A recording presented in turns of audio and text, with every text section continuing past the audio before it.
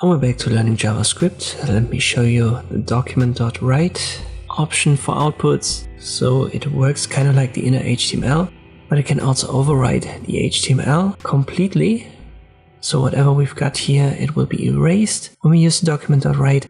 Let me add it as a script below, and I'll make this text example, so nothing special.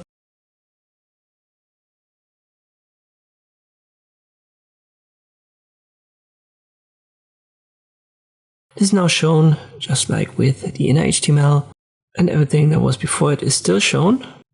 So when you refresh your page, the document.write doesn't really override the HTML part, it's simply added. So this will be shown, is actually shown on the web page. And you can also add numbers here, equations, just like with the inner HTML.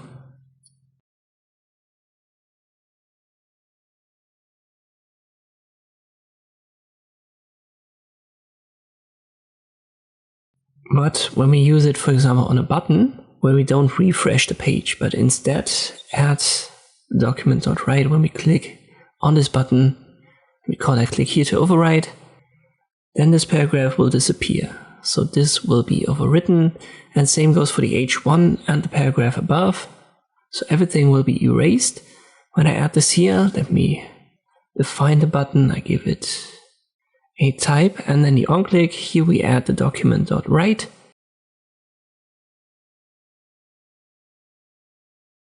And inside we use the single quotation marks. Let me just add overwritten, I refresh it, and then I click the button, and there you go. The entire HTML was overwritten, and only what is in the document.write is visible on the web page.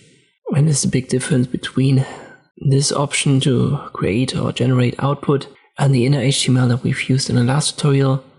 Same goes here for the equation, so 5 plus 3 equals 8 also overrides the entire HTML of our document.